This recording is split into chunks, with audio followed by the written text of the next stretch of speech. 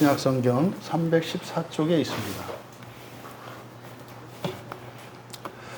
우리 같이 에베소서 4장 17절에서 19절까지 말씀을 함께 읽겠습니다. 그러므로 내가 이것을 말하며 주 안에서 증언하노니 이제부터 너희는 이방인이 그 마음에 허망한 것으로 행함같이 행하지 말라. 그들의 총명이 어두워지고 그들 가운데 있는 무지함과 그들의 마음이 굳어짐으로 말미암아 하나님의 생명에서 떠나 있도다. 그들이 감각 없는 자가 되어 자신을 방탕에 방임하여 모든 더러운 것을 욕심으로 행하되. 아멘. 마음 굳어짐의 원인과 결과라는 제목으로 설교하고자 합니다. 지금 본문 말씀의 우리말 성경으로는 19절의 끝에 이제 문장이 끝나지 않은 것처럼, 그래서 욕심으로 행하되 이렇게 되어 있습니다만 17절부터 19절까지가 이제 하나의 문장이고요. 전체의 내용은 18절에 그들의 마음의 굳어짐으로 말미암아 이렇게 밑줄을 치십시오. 그들의 마음이 굳어짐으로 말미암아, 이 마음 굳어짐으로 말미암아서 이제 그 앞에 있는 내용들 18절과 18절에 있는 두 가지, 총명이 어두워지는 것, 그 다음에 무지함. 이제 이것이 결과입니다. 결과. 그래서 어떻게 되느냐?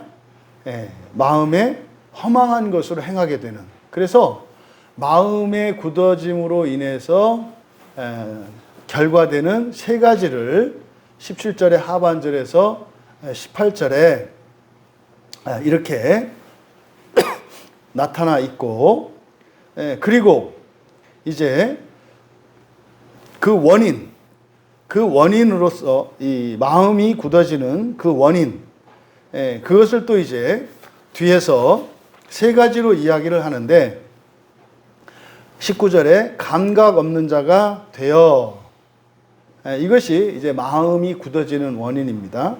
그 다음에 두 번째가 자신을 방탕에 방임하여, 이것이 두 번째 원인이고, 그리고 세 번째가 모든 더러운 것을 욕심으로 행하여, 이것이 세 번째 원인입니다. 그러니까 17절부터 19절까지는 마음 굳어짐으로 인해서 발생하는 결과 세 가지를 밝히고, 그리고 그 원인 세 가지를 뒤에서 밝히고 있는 그런 구조로 되어 있습니다.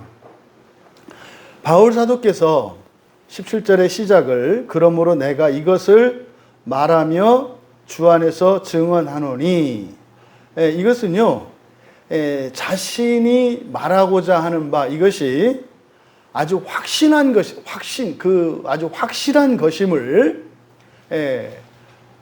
이 편지를 읽는 이들에게 강조하고 있는 내용입니다. 이거는 틀림없다, 이거예요. 틀림없다. 그리고 우리말로 하면 마치 이게 아니면 내 손에 장을 지진다, 이런 뜻입니다. 그래서 17절의 상반절에 내가 이것을 말하는데 어디서? 주 안에서예요. 주 안에서. 그러니까 내가 하는 말인데 사실은 이게 누가 하는 말씀이다? 주님이 하시는 말씀이다. 이것은 지금 바울 사도께서 오늘날 우리들이 하는 것과는 다르죠. 바울 사도께서 하시는 말씀이기 때문에 주 안에서라고 하는 이것은 아주 진실되게 이야기를 하는 겁니다. 이건 주님의 말씀이다, 이런 뜻이죠. 그리고 말한다. 지금 현재형으로 말한다. 그리고 증언한다. 증언한다라고 하는 것은 뭡니까? 다른 것에 대해서 전하는 거죠. 그러니까 이것은 내 말이 아니라 누구의 말이다? 주님의 말씀이다. 주님의 말씀이다. 이것을 밝히는 겁니다. 그러니까 이제 뒤에 있는 마음 굳어짐으로 인해서 일어나는 세 가지 결과와 세 가지의 원인, 이것이 우리에게 너무나 중요한 의미를 갖고 있는 거예요. 그래서 이렇게 시작을 바울 사도의 확신과 맹세로 시작을 합니다. 그러면 여기서 명령하는 내용은 뭡니까? 그냥 이방인들처럼 하지 말라는 거예요. 이방인들처럼 하지 마라. 그럼 여기서 이방인은 신약 성경의 이방인 그러면 민족들로 바꾸라 그랬잖아요. 그러니까 민족들처럼, 그러니까 유대인이 아닌 다른 민족들처럼 하지 말라는 거예요. 그런데요, 지금 여기서 우리말 성경에 이제부터 이렇게 되어 있습니다만, 이제부터 이건 어떤 시점을 이야기하는 게 아니라 더 이상 이렇대요. 더 이상은 못마하지 마라. 더 이상은 못마하지 마라. 그러니까 이것은 다른 민족들이나 유대인이나 다를 바 없이 살아왔던 역사적 배경을 가지고 있는 말씀이에요. 구약의 여호와 하나님으로부터 택함을 받고 유대인들은 아주 지독할 정도의 선민의식을 가지고 살아왔습니다만, 사실은 그들이 살아가는 게 다른 민족들과 하나도 다를 바가 없었다 이 말이에요. 그러니까 구약의 전철, 그래서 그 역사가 어땠는지 압니다. 그들이 여호와 하나님을 믿고 여호와 하나님을 의지하니까 뭐가 좋던가요? 좋은 거 하나도 없었어요. 똑같이 똑같이 전쟁했고요. 똑같이 이길 때도 있었고 또 질 때도 있었고, 심지어 이스라엘 백성들은요, 나라를 완전히 잃어버리고 포로지로 끌려가서 살았었다고요. 나라가 완전히 망했던 적이 있는 민족이에요. 그래서요, 심지어는 하도 이스라엘 사람들이 그 순혈주의, 자기들의 그 아브라함 자손이라고 하는 그 혈통주의, 이걸 너무 이것이 뻣뻣하니까 오죽하면 외국 사람들을 데려다가 일부러 국제결혼을 시켜가지고 피를 막 섞었잖아요. 그러니까 우리나라 사람들하고 굉장히 유사한 점이 많아요, 이스라엘하고. 우리가 단군의 자손으로서 한 핏줄이다 뭐 이런 얘기 있잖아요. 근데 사실 우리가 한 핏줄이 아니다. 그러니까 많이 섞였다. 그 말씀드렸잖아요.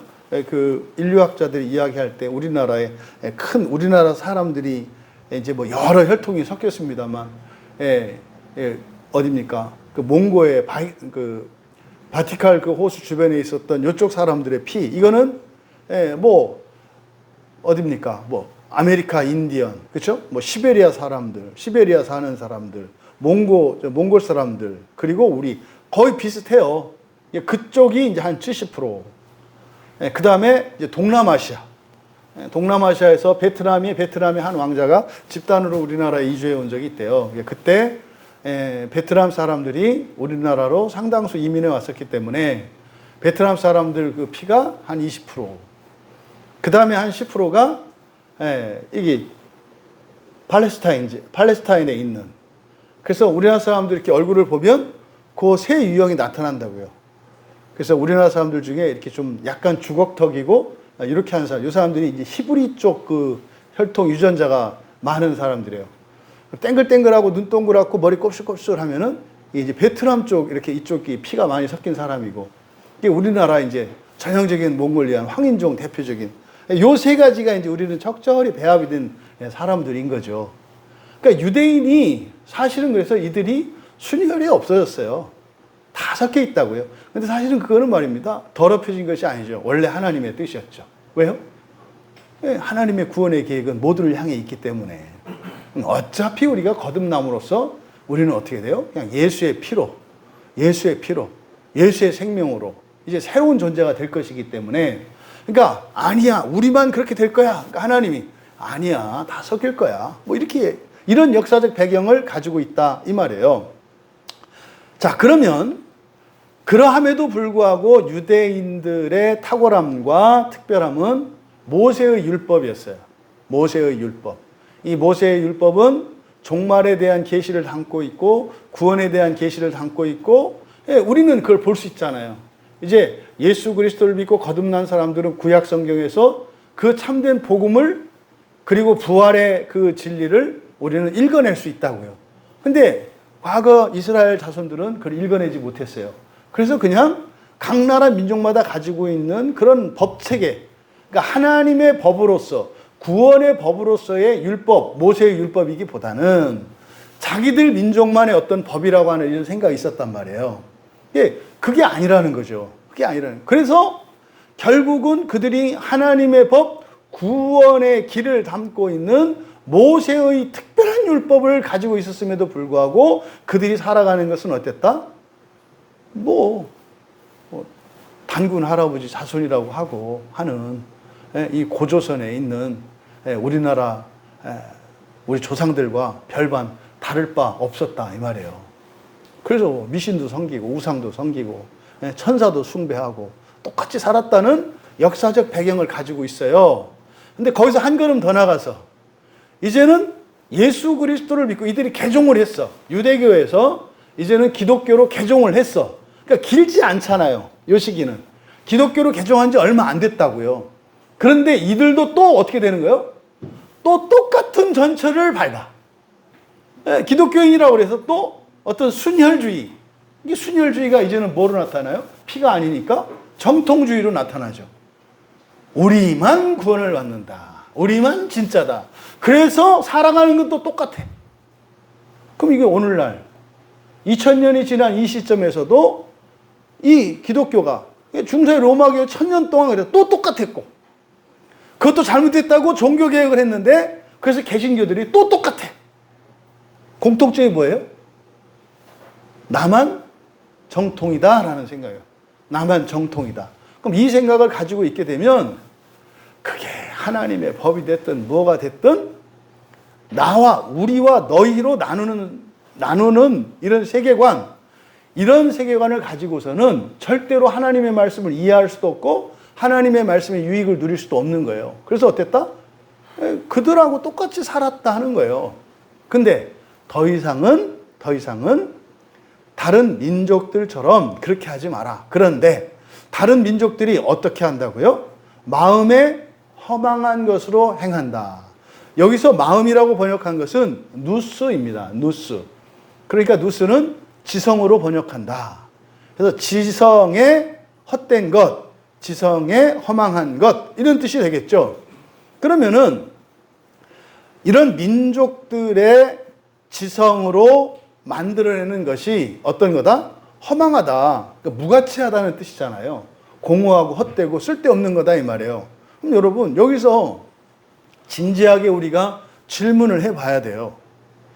과연 이런 모든 민족들의 이런 다른 민족들의 지성의 산물이 그렇게 공허한 것일까? 그렇게 가치 없고 의미 없는 것일까? 질문을 던져봐야 한다고요. 근데 여러분 우리가 학교 교육에서 받는 과거 사상사, 이런 철학, 심지어는 과학, 이러한 그 지식들이 그게 다 허망하고 헛된 겁니까? 아니잖아요. 아니잖아요. 거기서 문명이 창조되고 말이죠.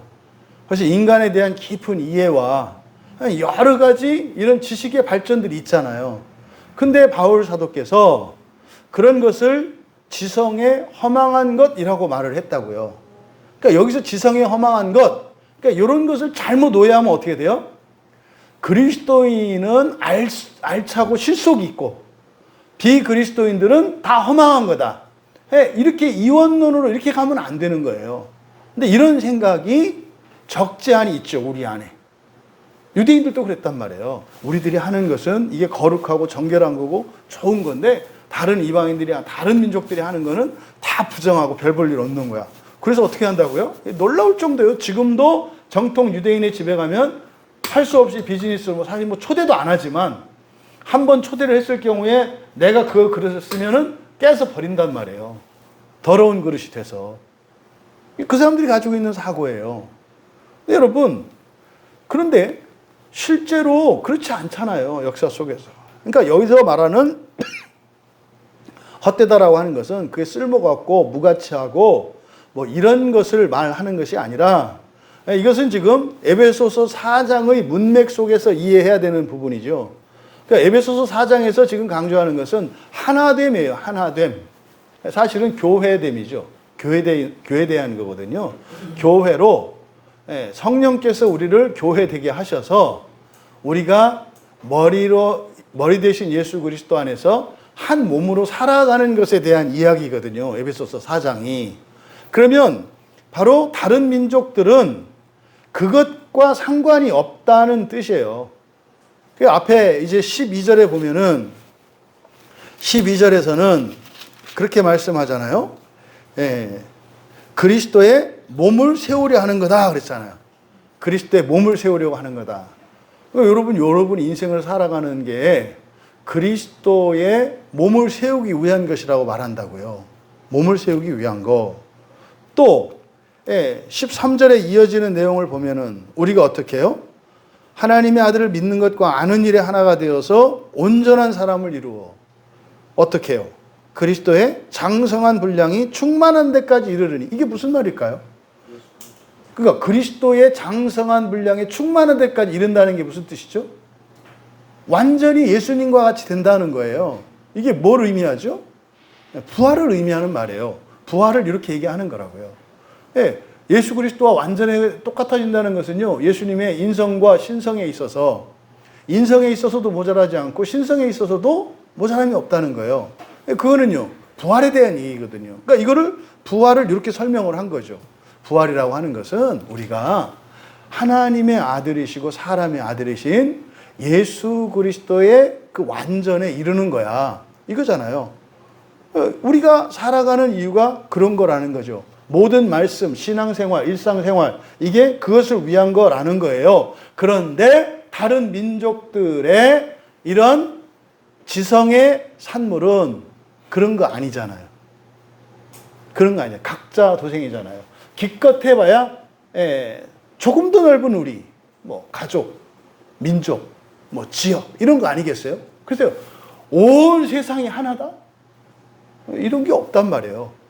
그렇지 않다는 거죠. 그래서 지성의 허망한 것이 의미하는 것은 만유의 일치와 통일에 반한다 이런 뜻이에요.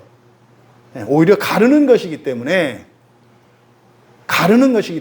그것을 허망하다라고 이야기한 것이다. 그러면 왜 이렇게 되었는가? 사실은 이게 마음 굳어짐의 결과란 말이에요. 마음 굳어짐의 결과. 그럼 왜 우리가 이렇게 정말 이 세상의 모든 것이 나로 생각하고 그렇게 살아갈 수 없는가? 그것은 마음 굳어짐의 결과. 그러면 이제 그 원인, 이렇게 된 원인, 다른 민족들이 그렇게 살게 된 그 원인들에 대해서 이제 18절에서 밝히는 건데, 근본적인 것은 마음이 굳어진 거예요. 그럼 마음 굳어지면 이렇게 돼요. 그러면 어떻게 돼요? 지성에 허망한 것. 지성에서는 그런 생각이 안 나와. 우리가 하나가 되기 위해서 살아가고 일치를 위해서 살아가고 이런 생각이 안 나온다 이 말이에요. 그럼 첫 번째로 그 마음 굳어짐의 결과, 여기서 마음 굳어짐 할 때 굳어짐이라고 하는 이 말이 헬라어로 포로시스라는 말을 쓰고 있어요.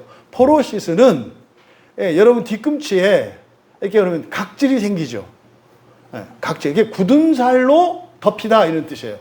여기서 굳어짐이라고 하는 것은 굳은 살로 덮이다. 그러니까 마음이 이렇게 있는데 마음에 굳은 살이 자꾸 덮인대요. 그럼 어떤 일이 일어날까요? 감각이 없잖아요. 그래서 여기서 말하는 마음 굳어짐이라고 하는 것은 마음 위에 뭐가 끼는 거예요, 이게. 마음 위에 껴있는 상태. 그것을 말하는 겁니다. 그럼 그 결과 어떻게 되느냐? 첫 번째로 총명이 어두워지고 있어요. 총명이 어두워지고. 그럼 여기서 총명이라고 번역한 것은 디아노이아입니다. 디아노이아. 그러니까요, 누스를 지나와서 관통하는 거예요. 그게 뭐예요? 마음을 관통해서 생겨나는 게 뭐예요? 생각이잖아요. 생각. 이게 생각이라고요. 그래서 어떻다? 이 디아노이아는 생각 중에서도 살이 분별할 수 있는 이해력입니다. 이해력. 그러면 마음이 굳어지면 어떤 일이 일어난다? 이해력이 어두워진다는 거예요. 이해력이. 그러니까 뭘 봐도 몰라. 그런 거 있잖아요. 예배 시간에 설교를 듣는데 도대체 알아먹지를 못하겠어. 이게 뭐의 결과라는 거예요? 마음 굳어짐의 결과라는 거예요. 마음이 굳어지면 그렇게 된다 이 말이에요. 심지어는 뭐라 했어요? 우리가 서로 대화를 하는데도 상대방의 대화를 못 들어요. 왜 그래요? 이해력이 어두워졌기 때문에. 그러니까 눈이 있는데도 못 봐. 귀가 있는데도 못 들어. 마음이 있는데, 지성이 있는데도 지성이 작동을 하지 않아. 그러니까요, 마음 굳어짐의 첫 번째 결과는 우리의 이해력이 어두워진다라는 거예요. 그러면요, 상황을 객관적으로 사실적으로 볼 수 없고요. 하물며 이것을 이렇게 상호 연관시켜서 말이죠. 이렇게 총체적으로 영적으로 볼 수가 없어요. 우리의 이해력이 떨어지면. 그렇잖아요. 성경은 아는 만큼 보여요. 성경은 아는 만큼 보여요. 믿는 만큼 그게 이해되고, 아는 만큼 보여요. 그래서 보면 볼수록, 알면 알수록 성경이 달라져요. 계속 달라져요. 그래서 우리가 어떻게 해요? 끊임없이 성경을 사사로이 풀지 말고, 사사로이 푼다는 게 뭐냐면 고정관념으로 푸는 거예요. 이거야 라고. 그렇게 풀지 말고 어떻게 해야 돼요? 날로 새롭게 이렇게 풀어내야 되는 거예요. 무조건 새로 하라는 얘기는 아니고, 우리가 이렇게 지성이 자라면 그렇게 새로운 발견들, 새로운 이해들이 생긴다 이 말이에요. 뭐 때문에? 디아노이아 때문에. 근데 마음이 굳어지면 이 디아노이아가 어두워져. 그래서 새로운 건 고사하고 성경을 봤는데도 한 장 넘겼는데 앞에가 기억이 안 나. 이건 기억력의 문제가 아니에요, 여러분. 성경을 이렇게 읽으시는데, 여러분들이 집에 갈 때, 우리 집 버스 탈 때 몇 번 타는지, 우리가 몇 동인지, 이런 거 까먹지 않는다면, 여러분들이 성경을 읽는데, 한 장 여기 읽고 덮었는데 뒤에 생각이 안 나. 이건 기억력의 문제가 아니에요. 뭐의 문제예요? 이해력의 문제예요, 이해력의. 안 보이는 거예요, 안 보이는 거. 눈을 보는데 안 보여. 그러니까 이거는 기억력과 다른 거라고요. 왜 그렇다? 마음이 굳어져서. 그러니까 마음에 뭐가 꼈어, 이렇게. 껴가지고, 마치 귀를 꽉 막고 있는 것처럼, 눈을 가리고 있는 것처럼, 그렇게 된 거예요. 마음에 뭐가 껴가지고. 두 번째로, 그들 가운데 무지함과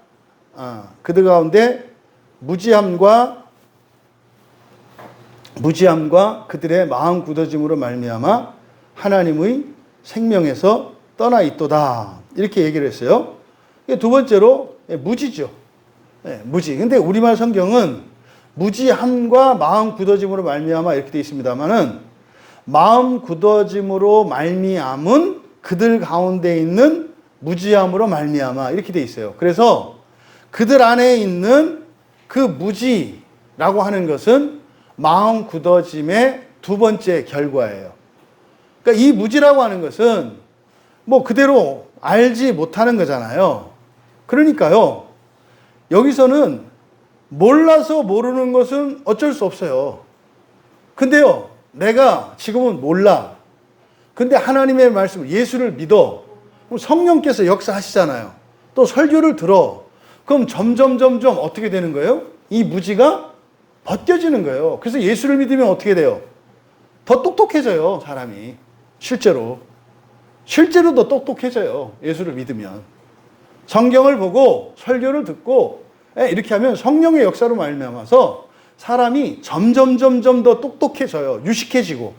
그렇게 되는 거예요. 그래서 신앙생활 제대로 이렇게 하면은요, 나는 초등학교밖에 안 나왔는데 자꾸 다른 사람들이 나보고 대학원 나왔냐 그래. 그렇게 돼요. 왜? 실제로 뭐 석사 박사 된 사람보다 더 유식한 사람이 되어 가요. 그게 예수를 믿는 신앙 안에 있다고요. 그게 자연스러운 결과예요. 그런데 마음이 굳어지면 그런 일이 안 일어난다는 거예요. 그러니까 마음의 굳어짐으로 말미암은 그들 안에 있는 무지함으로 말미암아. 그러니까 여기서 말하는 무지함은 뭡니까? 벗겨지지 않는다는 뜻이에요. 이 무지가 벗겨지지 않는다는 거죠. 여러분, 이 무지가 벗겨지지 않는다. 그럼 뭐예요? 그냥 다니던 길 그대로 다니고, 살던 대로 그대로 살고, 먹던 거 그대로 먹고, 입던 거 그대로 먹고, 입고, 뭐 이런 거죠. 그냥 옷 한 벌 가지고 사시사철 달아 떨어질 때까지 입고, 또 다니던 길 고자리 가고, 또 교회 오면 맨날 고자리만 앉고, 뭐 이런 거예요. 그래서 발전이 없다 이 말이에요. 변화와 발전이 없다 이 말이에요. 그러니까 마음 굳어짐으로 말미암은 그들 안에 있는 무지라고 하는 것은 발전하지 않고 변화되지 않는 것을 말해요. 우리 사람은, 이런 사람들은요, 자기의 삶을 개선하고 인생을 변화시키고 이렇게 진일보한 삶을 살아갈 수가 없어요. 그러니까요, 그냥 되는 대로 사는 거예요. 되는 대로 떠밀려서. 그냥 바람 불면 바람 부는 대로, 물결이 치면 물결 치는 대로. 그 뭐 김삿갓이 그렇잖아요. 유명한 죽시에서 그런다고. 죽시라는 시가 있어요. 이죽, 피죽, 화가죽, 물타, 지죽, 낭타. 이게 뭐냐면 뭐 그냥 이런 대로 저런 대로 바람 불면 부는 대로 물결 뭐 치면 치는 대로 그냥 사는 거지. 그거는 김삿갓 지가 재주가 있으니까 가끔 가서 시한수 지어주고 밥도 얻어먹고 술도 얻어먹고 그러니까 그러지. 응? 우리 같은 사람이 이죽피죽 화가죽 했다가는 굶어 죽기 딱 좋아요. 그 능력이 있으니까 하는 얘기지. 능력이 있으니까. 재치가 뛰어나고 지혜가 있고 그러니까 그런 거지. 근데요, 그런 상태, 대책도 없는데 그냥 그대로 살아. 이게 무지가 벗겨지지 않는 거예요. 그래서 마음 굳어짐으로 말미암은 두 번째 결과 뭐다? 무지가 벗겨지지 않는다. 무지가 벗겨지지 않는 것은 뭐다? 인생의 변화와 발전, 진보가 일어나지 않는다는 거예요. 세 번째 결과는 하나님의 생명에서 떠나 있도다. 이렇게 얘기해요. 여기서 떠나 있다라고 하는 말은 아팔로트리오라고 하는 동사의 현재 분사인데, 그러니까 이거는 아팔로트리오는 소외되다, 떨어지다, 뭐 이간하다 이런 뜻이에요. 그러니까 지금 이 소외되어 있다라고 하는 이 말이 현재 분사니까 계속 그렇게 멀어지고 있는 거예요. 그러니까 우리가 에덴 동산에서 아담의 위치가 처음에는 여호와 옆에 딱 붙어 있었다. 근데 죄를 짓고 나서 어떻게 해요? 좀 거리가 생겼잖아요. 점점점 멀어지잖아요. 요걸 말하는 거예요. 점점 하나님과 간격이 멀어져. 뭐하면? 마음 굳어지면. 하나님과 멀어지는지 어떻게 할까요? 여러분들이 하루 24시간 또 일주일 7일의 삶을 살면서 여러분이 하나님과 가까워지는지 멀어지는지 여러분이 알 수 있어요. 여러분이 이게 성경을 읽고 설교를 듣고 기도하고 또 이렇게 하나님을 묵상하고 또 일상생활에서 하나님의 말씀을 자꾸 적용하고 이런 일들이 하나님과 가까이 있는 증거고요. 그게 없어요. 그럼 이게 소외되는 거예요. 근데 이 소외는 그냥 딱 되는 게 아니라 현재 분사로 해서 뭐 한다? 점점 계속 굳어져요. 그럼 보세요. 마음이 굳어져. 마음이 굳어지면 하나님과 거리가 생기는데 점점 멀어진대. 그러니까 멀어지니까 또 어떻게 돼요? 이게 마음을 더 굳게 만들어. 더 그러니까 이게 설상가상이죠. 설상가상. 그래서 신앙생활에 빈익빈 부익부가 통해요. 은혜를 받는 사람은 곱으로 받고요. 은혜를 못 받고 마음이 굳어진 사람은 곱으로 손해를 봐요. 그러니까 최소한 4배, 8배, 16배 이렇게 차이가 나요. 똑같이 있는데. 그러니까 이 마음 굳어짐의 결과라고 하는 것은 엄청난 차이가 있습니다. 사는데도 불편해지지 않겠어요? 이해력이 어두워지니까. 일하는데 자꾸 이렇게 제대로 빨리빨리 못한다 이 말이에요. 약간 좀 이렇게 좀 멍청해 보이고 뭐 좀 덜 떨어 보여. 그리고 뭐 개선되거나 나아지는 게 없어. 뭐 처음에 신입사원일 때나 1년 차나 2년 차나 3년 차나 뭐 이러면 안 되지. 여러분들이 예수 믿는 사람들은 회사 딱 가면은요, 뭐 한 1년 지나고 그러면은 야 너는 한 10년 된 것 같다. 뭐 이렇게 해야 되는 거예요. 이게 은혜 가운데 있으면 그런 일이 일어나는 거예요. 네가 우리 회사 창립 멤버든가? 뭐 이렇게 나이도 헷갈려. 뭐. 이런 거죠, 이런 거. 학원 가도 마찬가지죠. 어머니, 어머님에는 얘는 뭐 하나 가르쳐주면 둘 알고. 처음에는 좀 답답했어요. 못 알아듣고. 근데 얘가요, 막 점점 하면서 하나 가르치면 둘 해주고요. 하면 하고요. 하면 하고요. 우와, 이게 일어나는 거예요, 이게. 이게 그리스도인들에게 허락된 놀라운 능력이에요. 그런데 그 일이 일어나지 않는다는 거잖아요. 뭐 때문에? 마음이 굳어지면. 여기서 마음 굳어지면 뭐다? 마음에 뭐가 꼈다. 그렇죠? 여러분들이 이제 더 연세 많이 드시고 이렇게 하면은 눈에 백내장이 껴요. 그럼 안 보여요. 눈 다 떴는데. 이렇게. 안 보여? 안 보여. 이게 막이 이렇게 생겨가지고 안 보인다고. 우리 마음도 그렇다니까요. 우리 마음도 점점점 뭐가 껴요. 이렇게 껴가지고 두터워지고, 그러면 우리 안에서 성령은 쉬지 않고 끊임없이 우리의 본성을 변화시켜 더 똑똑하게 만드시고 총명하게 만드시고 막 하는데 그 효과는 못 누린다고. 눈뜬 장님 그러잖아요. 눈뜬 장님. 눈 다 떴는데 못 봐. 그러면 왜 그러는지를 알아야 되지 않겠어요? 그러니까 바울 사도께서 그 이유를 설명하는 거예요. 왜 이런 일이 일어나는가? 왜 이런 마음 굳어지는 이유가 뭔가? 그 원인으로 세 가지를 얘기하는데, 무감각, 분탕, 세속적 탐욕, 이렇게 세 가지를 얘기해요. 무감각, 분탕, 세속적 탐욕. 첫 번째, 그들은 감각 없는 자가 되었다. 여기서 감각 없는 자, 아팔게오라고 하는 말에 완료 분사를 쓰고 있는데요. 아팔게오는 고통을 느끼지 못한다는 거예요. 고통을 느끼지 못하기 때문에 마음이 굳어진대. 그러니까 여러분, 뒤꿈치에 굳은 살이 왜 생기는지를 지금 이게 밝혀주는 거예요. 이게 발을 많이 걷고 하면은 뒤꿈치가 아프고 힘들잖아요. 근데 참아, 이렇게 고통을 잡고 참아, 익숙해져. 그러니까 피부가 어떻게 돼요? 야, 이놈의 주인이 계속 이렇게 살 작정인가 보다. 그러니까 우리가 알아서 대책을 세우자. 그래서 어떻게 해요? 굳은 살을 막 만들어내는 거예요. 안 아플라고. 그러니까요, 이 고통을 느끼는 거, 이게 감각을 느끼지 않는 거잖아요. 고통이라는 게. 그러니까 이 감각, 이 고통을 느끼지 못하게 되면 고통은 단순한 고통이 아니에요. 여러분, 우리가 죄를 지은 이후에 존재론적으로 우리 안에 일어난 심각한 분리, 지성과 감성과 의지와 우리의 열심에, 그리고 마음 구조 자체에 심각하게 오염됐어요. 이걸 뭐 개혁주의에서는 전적 부패, 전적 타락을 얘기했잖아요. 완전히 망가졌다. 그게 뭐예요? 그러니까 옳은 것을 틀렸다고 하고 틀린 것을 옳다고 내리는 이 고장난 지성. 그리고 감정은 뭐예요? 슬픈데 웃고 기쁜데 울어. 뭐 이런 거예요.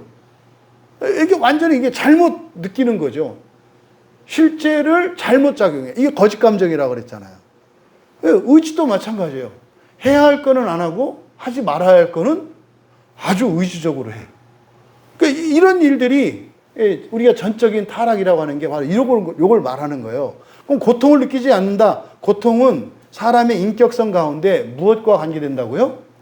감성과 관계된다 그랬죠. 감성. 그러니까 우리의 감성이, 원래 우리의 감정은 사랑밖에 없다 그랬죠. 그러니까 사랑을 느낄 수 있는 능력, 본성적인 능력, 이게 감성이거든요. 그러니까 원래 우리의 감성은 사랑을 느끼는 거예요. 사랑을. 원래. 근데 죄가 들어오면서 사랑이 깨져가지고 이게 어떻게 해요? 근본 감정으로, 이게 깨져가지고 근본 감정으로 나뉘었다 그랬잖아요. 그럼 여러분은 사랑하는 사람으로부터 사랑을 느끼는 게 아니라 우리의 감정이 깨져서, 사랑이 깨졌기 때문에 사랑하는 사람한테 사랑을 느끼는 게 아니라 뭘 느껴요? 수치심을 느끼고 두려움을 느끼고 외로움을 느끼고 미움을 느낀다니까요. 그러니까 여러분들이 부부가 막 믿고 막 그러세요? 아, 사랑하는구나. 이렇게 하시면 돼요. 아멘. 사랑을 그렇게 느껴, 우리가. 그렇다고, 야, 난 무지 사랑하나 봐. 이렇게 하면 안 되지. 너무 무지 사랑할 건 아니고. 그래서 외로움도 마찬가지예요. 그렇잖아요. 네가 있어서 외로워. 이게 지금 교회 안에 있는 부부들의 가장 심각한 문제가 이 부분이에요. 너 때문에 외로워. 그게요, 확 공감이 된다니까요? 이게 말이 안 되는 소리예요. 너가 있잖아, 지금. 그럼 외롭지 않잖아요. 근데 너 때문에 외로워. 너 때문에. 이게 말이 안 되는 거잖아요. 이게 거짓 감정 때문에 그렇다 이 말이에요. 또 두렵고 말이죠. 수치스럽고 말이죠. 근데 이거를 느껴야 돼요, 원래. 이게 죄 가운데 있기 때문에 그렇다고. 근데 여기서 감각 없는 자가 됐다, 무감각하게 됐다라고 하는 것은 뭐예요? 결국 사랑을 느끼지 못하는 건데, 사랑이 지금은 네 가지의 근본 감정으로 깨졌으니까 이런 두려움과 수치심과 외로움과 미움을 못 느낀다 이 말이에요. 이게 무감각하게 됐다는 거예요. 또 어떻게 해요? 잘못 느껴. 거꾸로 느껴. 이게 바로 이 무감각한 이것 때문에 우리의 마음이 굳어진다는 거예요. 그러니까 여러분들이 슬플 때 슬프고 부끄러울 때 부끄러워야 되는데 부끄러운 상황인데 안 부끄러워. 안 부끄러워. 외로운 상황인데 외롭지 않아. 나는 괜찮아. 나는 독야청청 아니다. 나는 원래 상록수였어. 그거 좋기도 하겠다. 싱싱 부는 눈밭에서 혼자 독야청청 그거 좋아요? 그냥 화렵수 하세요. 화렵수. 때 되면 낙엽 떨어뜨리고 동면으로 들어가시고 꽃피는 춘삼월에 싹 튀어서 새랑 놀고 벌레랑 놀고 옆에랑 놀고 바람 불면서 이렇게 노세요. 화렵수로 살라고 하지 마. 아니 다 겨울잠 자는데 혼자 거기서 왜 그러고 있어? 그러면 또 자랑스럽게 생각하든지 막 추워 죽겠네. 아니, 그러니까 여러분은 침엽수와 화렵수로 운명 지어지는 게 아니에요. 여러분들이 선택하는 거예요. 물론 여러분 가운데 누군가는 그런 침엽수의 삶을 살아야 할 그런 사명자들이 필요해요. 에? 필요하다고. 근데 여러분 생각해봐요. 눈 덮인 설원에 그냥 소나무 숲으로만 꽉 차 있는 온 세상을. 그 이상하잖아. 겨울도 아니고 여름도 아니고 뭐 그러지 않아요? 하지만 여러분은 그냥 화렵수의 삶을 사시라고. 쉴 때 쉬고, 잘 때 자고, 에? 이렇게 하란 말이죠. 그럼 여기서 지금 바로 무감각하게 되는 이것이 마음 굳어짐의 중요한 원인이래요. 그러니까 이런 이 근본 감정들, 외로움을 느끼고 두려움을 느끼고 수치심을 느끼고 미움을 느끼고 하는 게 어떤 유익이 있어요? 우리의 마음이 굳어지지 않게 한다는 거죠. 근데 이거는 거짓 감정이면 2배로 굳어지는 거야. 근데 근본 감정으로서 여러분들이 슬퍼하고 부끄러워하고 외로워하고 미워할 때 마음이 굳어지지 않는다 이 말이에요. 이 프렌이 마음의 껍질이 프렌이잖아요. 거기에 뭐가 끼지 않는다고요. 그러면요 민감한 사람이 되죠. 일어나는 변화에. 바로 이 첫 번째 원인 무감각하게 되는 거. 그러니까 이거는요 여러분 자신의 영혼과 현재 여러분의 삶의 상태가 어떤지를 객관적으로 여러분들이 파악할 수 있어야 돼요. 외로움을 느껴야 되는데 안 느껴. 그거는 씩씩한 거 아니에요. 마음이 굳어지고 있는 거예요. 여러분이 무언가가 좀 모자라고 부족함이 있어. 그거 부끄러워야 되거든요. 근데 부끄럽지가 않아. 그러면 어떻게 돼요? 그게 마음이 굳어진다니까요. 또 무서운 건 무서워해야 된다니까요. 근데 이런 거짓 감정으로 마음이 덮이고 또 정말 느껴야 하는 이런 근본 감정도 느끼지 않아서 마음이 굳어진다고 이야기를 하는 거예요. 두 번째 마음이 굳어지는 원인, 자신을 방탕에 방임하여. 여기서는 방탕보다 더한 거예요. 여기서 이제 우리말은 방탕이라고 번역을 했는데요. 이게 아셀게이아라는 말이거든요. 이 아셀게이아는 방탕 플러스 폭력성, 공격성이에요. 이게 방탕이라고 하는 것은 절제하지 않고 흥청망청 대책 없이 살아가는 거잖아요. 그런데 이 아셀게이아는 그거보다 좀 더해요. 그러니까 뭡니까? 그냥 가진 돈을 흥청망청 써. 그리고 그냥 아무 가치도 없는 일에 시간을 낭비하고 돈을 낭비하고 살아. 이게 방탕한 거잖아요. 근데 분탕은 뭐냐면 달러 돈을 얻어서 그렇게 쓰는 게 분탕이에요. 그러니까 이거는 한 단계 더해요. 그래서 여기에는 뭐요? 폭력성과 공격성이 있어요. 그러니까 도박이나 이런 데 중독된 사람들이 막 종종 뭐 영화라든지 드라마 같은 데 나오잖아요. 예? 뭐 죽어라고 뼈 빠지게 일하는 아내가 돈 벌어와서 그거로 이제 애들 공부시키고 뭐 집세 내고 생활비하고 이게 하는데 이놈의 못돼 먹은 남편이라고 하는 것이 이 왼수 같은 것이 술 중독에다가 도박 중독에 걸려가지고 나와서 지가 좀 전에 그 노름하고 온 것도 아내가 번 돈으로 가서 노름했는데 잃기는 지가 잃고 들어와가지고 아내한테 막 성질내고 네가 돈을 조금밖에 안 줘서 잃었다는 거죠. 왜냐하면 마지막 판에 거기서 내가 돈만 조금 더 있으면은 2배로 걸었으면 딴 놈이 그 겁나서 못 들어왔을 텐데 내가 한 100만 원을 배팅해야 되는데 50만 원밖에 없어가지고 이놈이 50만 원이니까 따라 들어왔다는 거예요. 내가 마지막에 이런 얘기는 뭐 도박을 모르는 여러분들한테 의미 없는 얘기겠네. 그러면서 어떻게 해요? 막 때려요. 돈을 달라고. 이게 여기서 말하는 아셀게야 분탕이에요. 그러니까 방탕보다 더 심해요. 여기서 말하는 것은 뭐다? 그 방탕함에다가 폭력성과 공격성이 추가된 거예요. 그러니까 여러분, 폭력적인 삶을 살아가는 것은, 또 방탕한 삶을 살아가는 것은 마음이 굳어지는 직접적인 원인이다. 뭐 이런 얘기 할 때 남성들이 여기서 찔림받기가 쉬운데 조용한 폭력도 있다는 거 잊으시면 안 돼요, 여성들. 조용한 폭력. 대표적인 조용한 폭력이 뭐라고 했어요? 화날 때 말 안 하는 거. 그거 폭력이에요, 폭력. 다른 사람한테는 엄청난 폭력이라니까, 그게. 그러니까 폭력이라고 할 때 막 이렇게 뭐 힘쓰고 이것만, 정신적인 폭력도 있고, 심리적인 폭력도 있고, 교활한 폭력도 있고, 좀 멍청한 폭력도 있고, 다 그런 거예요. 그러니까 이런 폭력은, 그리고 심한 이런 방탕은 우리의 마음을 굳게 하는 원인이라는 거예요. 여러분들이 여러분의 삶에 절제하는 일이 있는가 없는가 살펴보셔야 돼요. 참을 줄 아는가 없는가 이런 뜻이에요. 나는 도대체 뭘 참지를 못해. 그래서 가끔 이렇게 금식이나 이런 것들이 경건에 유익이 되는 게 뭐예요? 절제력을 키우거든요. 절제력을. 그리고요, 돈도 있는데 그런 거죠. 내가 이번 주는 차비와 점심 식사 이외에는 돈을 한 푼도 써보지 아니하리라. 이게 여러분 인생을 재밌게 사는 방법이에요. 그런 거 한번 해보는 거예요, 그냥. 그냥 딱 차비하고 이게 점심값 얼마 요것만 딱 쓰고 하나도 안 쓰는 거. 그거에서 여러분 성공하면 부자 될 수 있어요. 이야, 생각보다 돈 별로 안 드는구나 이거 알거든요. 해보면. 근데요, 방탕에 익숙해 있기 때문에 그게 안 돼요. 그게. 그래서 가끔은 그런 걸 해보면 좋다.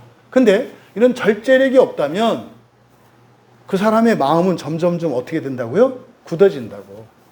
근데 거기다가 이런 공격성과 폭력성이 있어가지고 그렇게 하지 않으면 견딜 수 없어서 다른 사람들로부터 또 막 그것을 막 끌어들여. 이러면은 어떻다? 마음이 굳어진다는 거예요. 그래서 이게 그냥 방탕 정도가 아니라 방탕 플러스 폭력성과 공격성.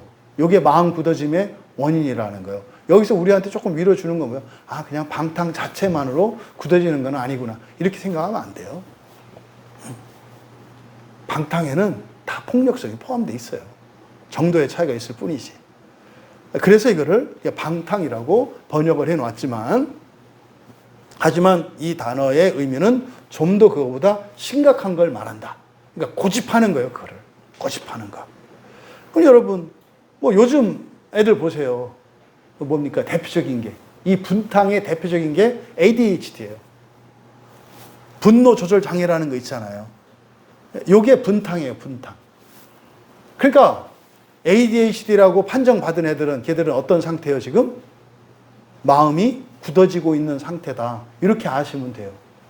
그러니까 어려서부터 여러분들이 얼마나 애들을 마음대로 살게 했으면 그 ADHD가 생기죠. 그 ADHD는요, 마음대로 살게 했기 때문에 생기는 거예요. 어렸을 때 내가 하고 싶은 대로 마음대로 하게 해놓고, 여러분, 집안에서 엄마 아빠나 마음대로 하게 해주지, 그렇게 할 수 있는 데가 어디 있어요? 못 하잖아요. 그러니까요, 미치는 거예요, 미치는 거. 그냥 뭐 밀림에다 풀어놓고 키우던 애에다가 양복을 시키고 말이지, 넥타이 매고 이렇게 살라니 그거 살겠어요? 근데 중요한 것은, 그러니까 아, 요즘 아이들이 어떻게 되겠구나? 마음이 점점점 굳어지겠구나. 그러니까 앞에서 얘기했잖아요. 그 결과. 그러니까요, 이해력이 떨어지잖아요. 하나님으로부터 점점점 멀어지잖아요. 교회에서 멀어지잖아요. 그 애들이 더 좋아지는 게 아니라 더 나빠지잖아요. 그러니까 오늘날 사회 현상이 여기에서 진단이 되는 거예요.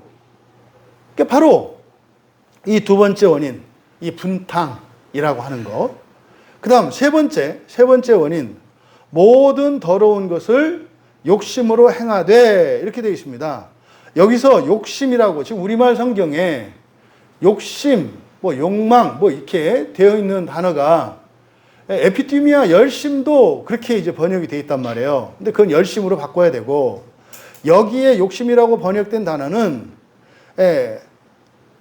플레오넥시아예요. 플레오넥시아. 플레오넥시아는 뭐냐면 더 많은 숫자를 원한다는 거예요. 이게 탐욕이에요. 탐욕. 탐욕이 뭐냐면 여러분 무엇인가를 가지고 싶어하는 게 탐욕이 아니에요. 여기서 말하는 이 플레오넥시아라는 말은 하나 갖고 양이 안 차. 여러분 영화 같은 데 보면 그러니까 영화를 만드는데 돈을 누가 대죠? 영화를 만드는 대부분 회사들이 돈을 대요. 그러면 그 영화 속에는 말입니다. 이 감독은 자기의 작품을 만들지만 사실은 그 작품을 만드는데 돈을 댄 사람들은 영화를 통해서 그들이 얻으려고 하는 목적은 뭐예요? 자기 물건을 쓰는 거예요. 자기 물건을. 그러면 여러 회사들이 있는데 그 여러 회사들의 공동의 목표가 있어요. 공동의 목표. 공동의 목표는 바로 여기서 이야기하는 플레오넥시아예요. 영화 같은 데 보면 특히 상류사회나 이런 데 보면은 조심하세요, 여러분. 어느 집에 가니까 딱 뭐 옷장 같은 데 딱 열면 옷이 쫙 있죠. 그렇게 살면 제정신 아닌 사람들이에요. 예? 그런 걸 부러워하면 안 돼요. 그거는 정신 나간 사람들이에요. 그걸 정상으로, 그러니까 여러분들이 자꾸 그걸 보니까 그게 정상인 줄 알아. 뭐 저렇게 살아야지. 아니, 그거 비정상이라니까요. 특히 남성들 또 이렇게 보면은 뭐 시계 딱 열으면은 막 명품 시계 쫙 미친 짓이에요. 지가 눈이 뭐 한 20개나 돼? 아, 왜 그 지하를 하고 살아? 주식이 뭐 찾는지 누가 알아? 속지 마세요. 속지 마세요. 특히 여성들, 이게 참 제가 말하기가 어려워. 이게 지금 전부 지금 탐욕 위에 살기 때문에, 뭐요? 많아야, 그러니까 여러 개 있어야 된다고 생각해. 생각보다 적게 있어도 괜찮아요. 생각보다. 왜 여성들이 큰 집을 원하는 줄 알아요? 옷방 꾸미고 싶어서요. 옷방 꾸미고 싶어서. 옷이 뭐냐고. 걔한테 왜 방을 줘? 응? 다 참. 웃기지도 않잖아. 그러니까 이런 거 영화나 매스미디어에서 나오는 거 여러분 거기에 다 사단의 속삭임이 있어요. 그건 다 비정상으로 보시면 돼요. 그렇게 살면 안 된다니까요. 그렇게 사니까 지금 세상에 쓰레기가 넘치고 대기가스가 지금 오염이 돼서 오존층이 여러분들이 그거 많이 가져서 그래요. 이 탐욕 때문에. 탐욕이 만들어낸 거예요. 탐욕이. 그러니까 이거는 굉장히 위험한 거라니까요. 그래서 여기서 말하는 탐욕은 여러분이 없는 것을 가지기 원하는 거, 그건 자연스러운 욕구예요. 그거는 자연스러운 거라고요. 그게 아니라 있는데 하나 더 갖고 싶은 거. 하나 더 갖고, 필요가 아니라 하나 더 갖고 싶은 거, 더 많이 갖고 싶은 거. 집을 2채 갖고 있어. 잘하는 일이요. 우리나라에서 그렇게 해야 집으로 돈을 벌어. 그 정도까지는 투자로 자본주의 시대를 살아가니까 할 수 있어요. 근데 3채, 4채, 이건 탐욕이에요, 탐욕. 이 탐욕. 그런 거예요, 그런 거. 그래서 모든 것을 여러 개 가지려고 하는 이게 플레오넥시아, 탐욕이다. 그래서 이거는 욕심이 아니에요. 그러니까 보세요. 모든 더러운 것을 욕심으로 행하되, 그러니까 여기서 말은 더러운 것이라고 했습니다만, 일을 이렇게 하는 거예요, 일을. 일을.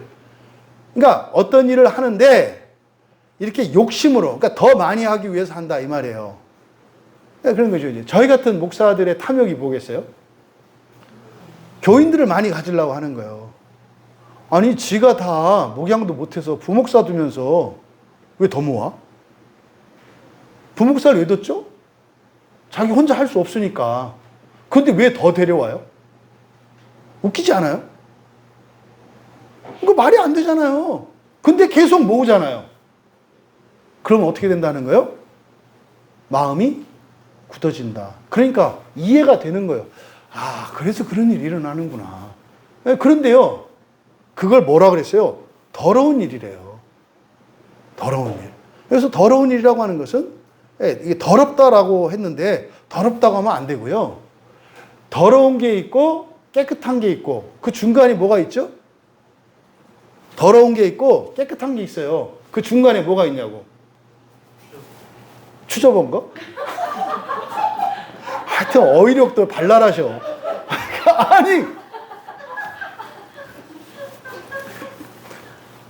더럽다. 더럽다. 깨끗하다. 중간은 더럽지 않은 게 있어요. 깨끗하진 않지만 더럽지 않은 거 있잖아요. 더럽지 않은 거. 더럽다고 하는 것은 그 상태로 두면 안 되는 거잖아요. 근데 더럽지 않은 상태. 이거는 그냥 깨끗하진 않지만 일상생활하는 데는 사용할 수 있는 거잖아요. 여러분 입고 계신 옷이 더러워요? 깨끗해요? 더럽지 않아요?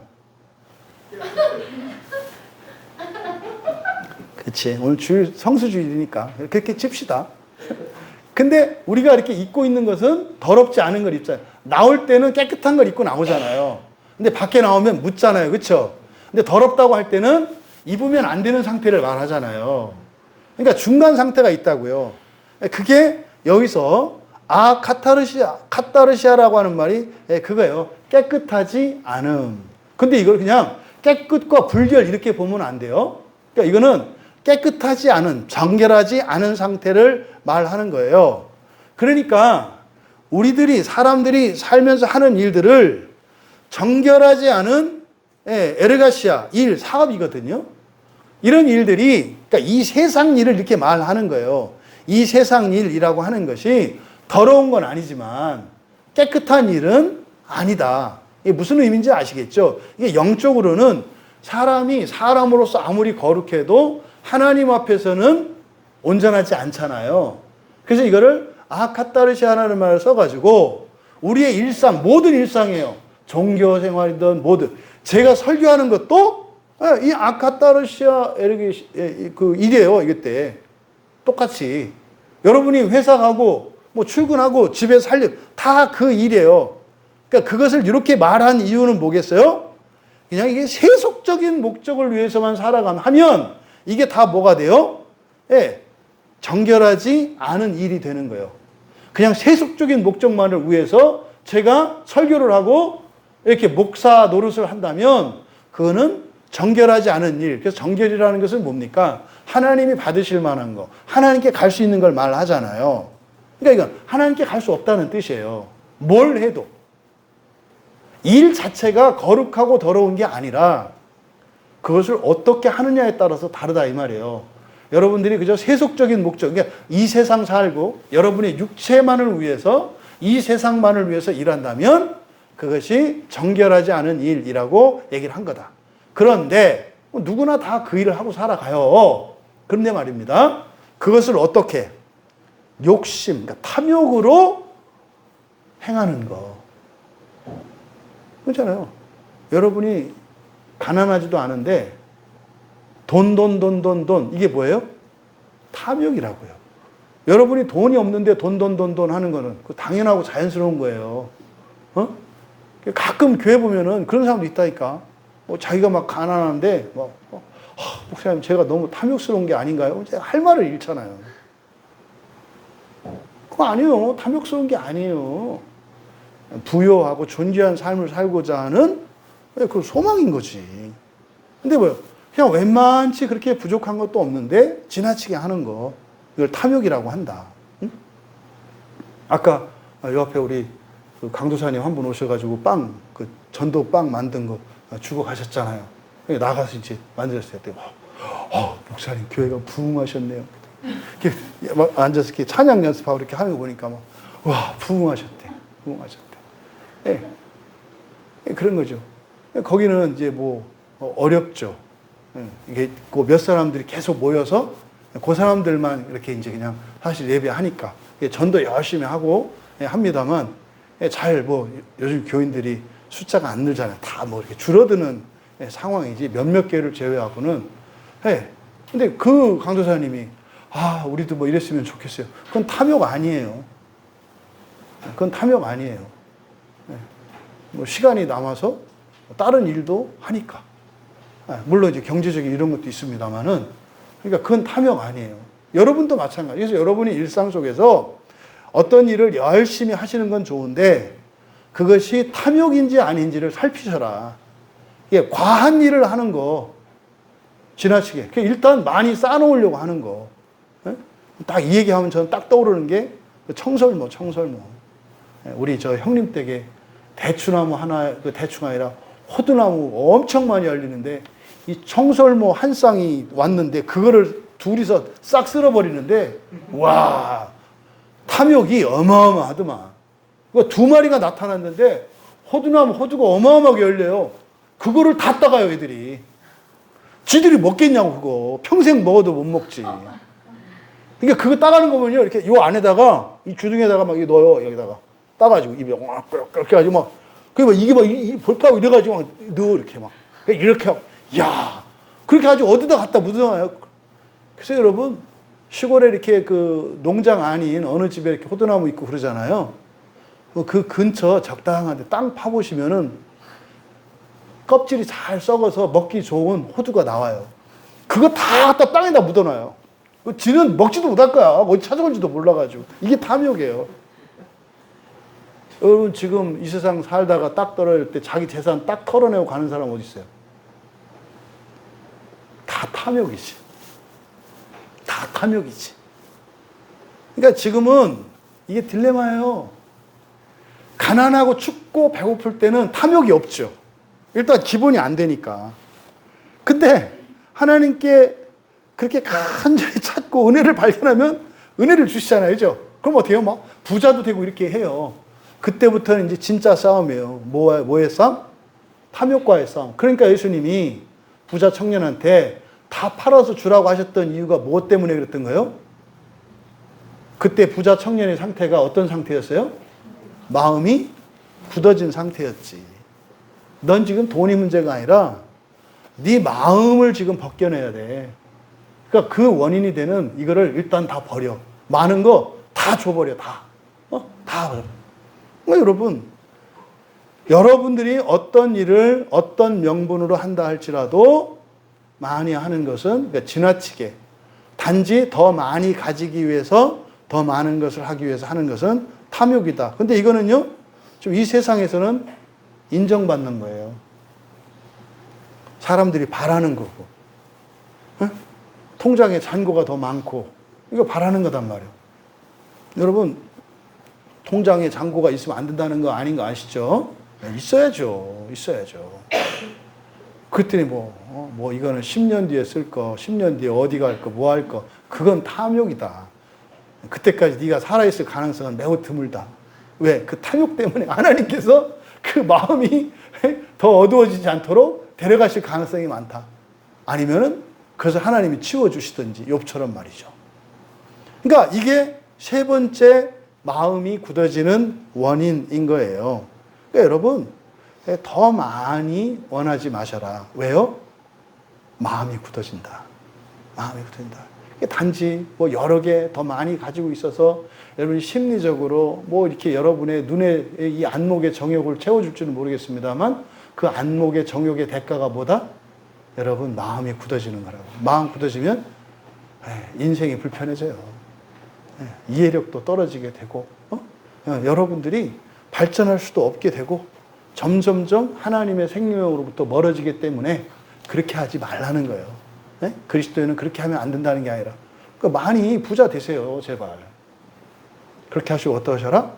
그것 때문에 마음이 어두워지지는 마라. 오히려 그것 때문에 여러분의 마음이 더 넓혀지고 확장되기를 바란다. 주는 거야, 주는 거. 막 살리고. 그런 거죠, 그런 거. 정리합니다. 여러분, 우리가 예수님을 닮아가고 이렇게 구원의 거룩한 목표를 향해서 살아가면, 그러니까 마음 굳어질 일이 없어요. 그래서 에베소서 4장에서 쭉 얘기한 내용이 이것 때문에 그런 거예요. 이렇게 살면 마음 굳어짐의 원인이 이렇고 결과가 이렇거든. 근데 너희들이 말이다. 이렇게 예수님을 닮아가기 위해서 그 구원의 거룩한 목표, 그 부활의 거룩한 목표를 위해서 살아가면 마음 굳어질 일이 없어. 그렇게 살아가. 여러분, 마음이 굳어지지 않으면 현재의 일상생활에서 우리에게 어떤 일이 일어날까요?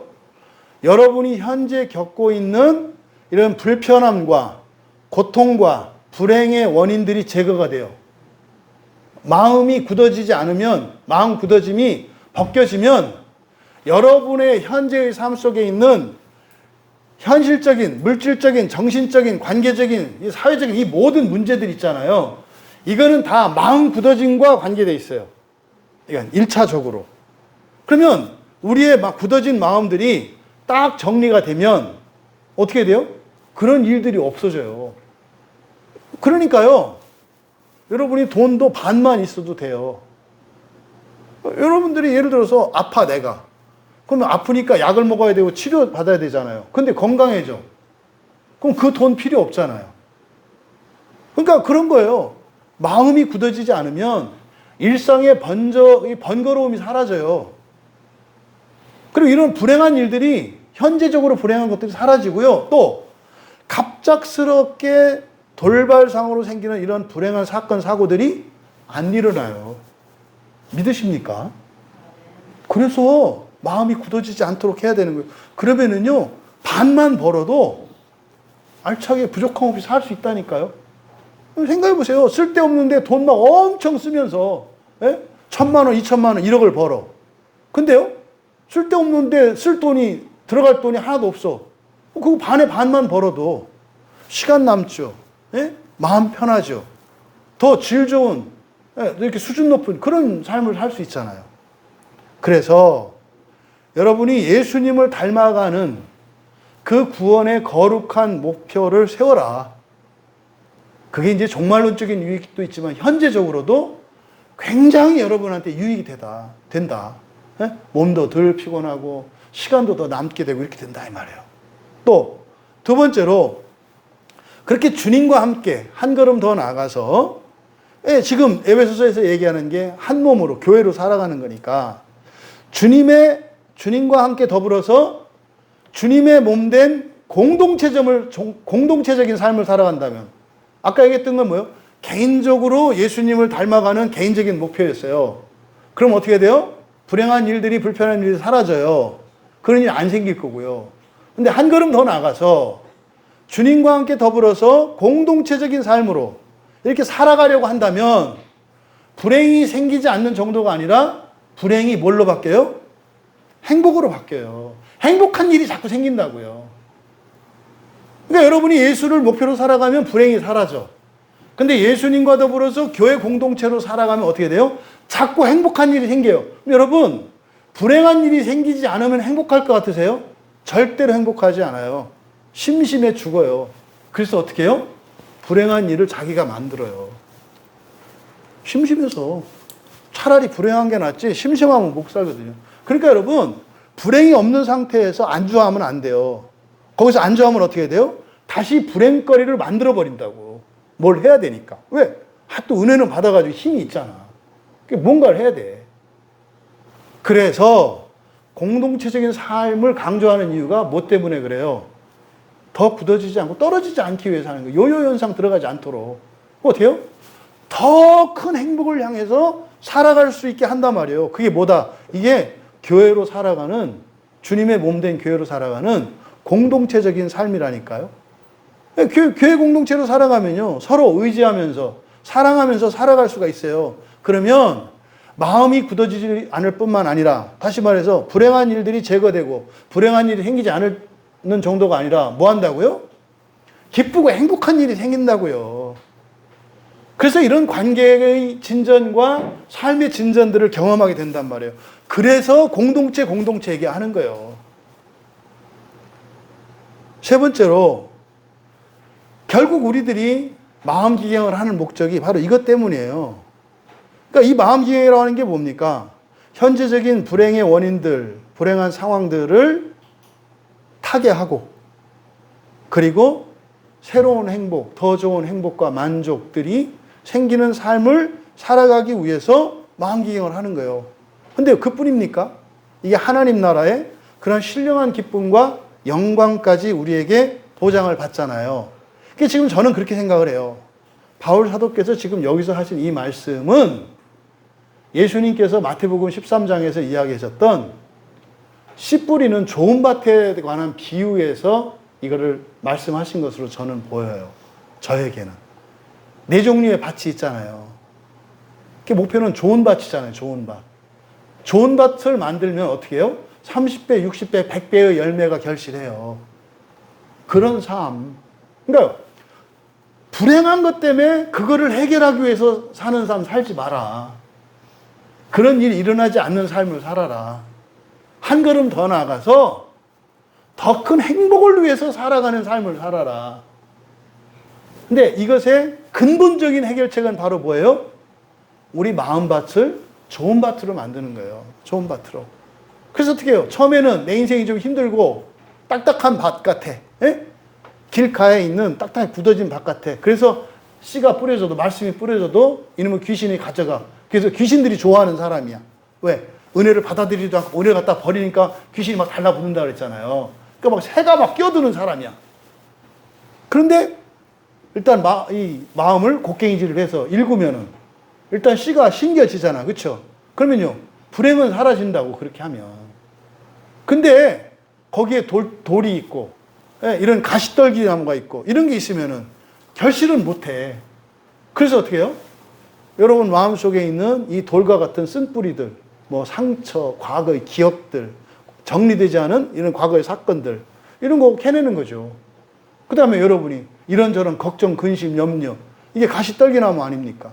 그거를 제거하는 게 좋은 밭을 만드는 거예요. 그게 마음기경이에요. 근데 뭐가 돌멩인지 뭐가 가시떨기인지 모른다고요.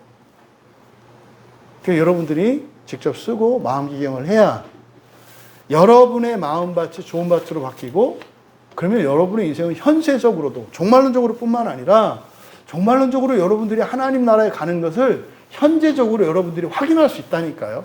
그게 뭐예요? 내 인생에는 그렇게 힘들고 슬프고 불편한 일들이 사건 사고가 잘 안 나. 옛날엔 많이 났는데 제 얘기예요. 제 얘기. 1년에 몇 번씩 무슨 일이 있어가지고 막 가가지고 또 막 그냥 못 받고도 하고 고치고 막 그냥 해야 되는 일들이 많았어요. 옛날에는. 근데요. 그게 없어요. 특별히 신경 쓰고 뭐 해야 될 일이 없다니까요. 그냥 이렇게. 근데 어떻게 이제 자꾸 더 좋은 일이 막 생겨요. 기쁘고 감사한 일이. 이게 우리가 마음기경을 하는 거다. 여러분, 마음 굳어짐이 어떠한 결과를 만들어내는지, 그리고 왜 마음이 굳어지는지, 바울 사도께서 주신 이 말씀은 바로 예수님의 씨 뿌리는 비유에서 우리의 마음을 좋은 밭으로 만들어야 한다는 그 말씀의 의미가 뭔지 현실적으로 바울 사도께서 설명하고 해설하신 거예요. 그거를 가지고 우리가 마음 기경을 만들어서 좋은 밭으로 만들어서 우리 교인들은 어떻게 해요? 뭐 행복한 일이 자꾸 생기고 자꾸 좋은 일이 생기고 자꾸 좋은 일이 생기고 그렇게 될 수 있기를 주님의 이름으로 축복합니다. 우리 말씀을 생각하며 함께 기도합니다. 여러분 마음 굳어짐의 원인에 대해서 그리고 결과에 대해서 주신 이 말씀이 여러분들이 바울 사도가 그랬잖아요. 그러므로 내가 이것을 말하며 주 안에서 증언한다. 간절한 거예요. 간절한 거예요. 왜? 그렇게 힘들게 안 살아도 되는데. 그렇게 힘들게 안 살아도 되는데. 또 그렇게 막 불안해하고 염려하고 그렇게 살지 않아도 되는데. 오히려 날마다 더 큰 기쁨과 감사와 이런 삶을 살아갈 수가 있는데 그렇게 살지 못하는 신자들을 향해서 주신 아주 현실적이고 실제적인 하지만 이것이 종말론적인 말씀인 것을 깨닫고 여러분들 자신을 돌아보아 내 삶 속에 내 마음이 굳어지게 했던 이런 원인들은 없었는지 또 이런 무감각과 분탕과 그리고 이런 세속적 탐욕을 위해서 살아왔다면 그것을 버리기로 결단하시고 그리고 버리기 위해서 하나님께서 도와주시라고 은혜를 구하시고 또 여러분의 삶 속에 있었던 이러저러한 불편하고 어려운 일들, 그 세세한 이게 문제가 아니라 근본적으로 마음이 굳어졌던 마음이 회복된다면, 우리 마음이 기경이 된다면 없어진다는 거예요. 그걸 하나하나 돈으로 막고 시간으로 막는 게 아니라 근본적으로 우리의 마음을 기경함으로 고칠 수 있다는 거예요. 믿음으로 하나님 그렇게 살기를 원합니다. 우리 함께 기도합니다. 사랑의 하나님, 오늘 말씀을 통해서 돌같이 딱딱하고 또 저희들 마음에 무엇인가가 덮여서 마음이 굳어진다면 저희들의 인생은 불행에서 벗어날 수 없고 오히려 점점 더 고통스럽고 불편한 인생을 살아갈 수밖에 없는 조건과 환경이 구축된다는 것을 오늘 말씀을 통해 배우게 되었습니다. 또한 저희들의 마음이 굳어지는 이 세 가지의 원인이 그러한 삶의 결과를 만들어야 된다고 하는 이 바울 사도의 간곡한 이 간절한 그 마음으로 우리에게 주신 그 말씀이 깨달아지게 하여 주셔서 사랑하시는 우리 지체들의 삶 속에 있는 작은 불편과 고통, 슬픔과 아픔, 불행을 일으키는 모든 것들 제거되게 하시고 또한 그런 일들은 일어나지 않게 하시며 오히려 하나님이 주시는 그 영광스럽고 복된 삶을 누리되 기꺼이 자유로 그것을 세상에 사람들을 구원하기 위하여 흘려보내므로 마음을 기경하며 살아가는 복된 성도들이 다 되게 하옵소서. 감사하며 예수님의 이름으로 기도하옵나이다. 다 같이